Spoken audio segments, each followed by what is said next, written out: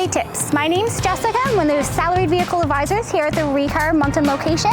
And today I'm going to tell you about where to find your spare tire in a couple different vehicles. So I'll start by showing you where it is on a 2022 Chevy Spark. So you're always going to open your trunk, pop up your fabric, and underneath you're going to see all the tools that you need. So next we'll look at a regular size sedan.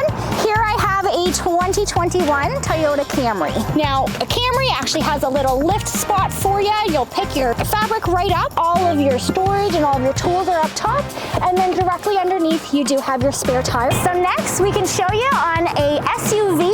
So here I have a 2021 Audi Q8. We are going to lift this bad boy up. You do have everything that you need right in your trunk. Next up we have a van. So we're going to go to the trunk first. So you can see this panel just comes right off and you're stuck right in there. And then your spare tire is actually located right under here. And last but not least, we have a truck.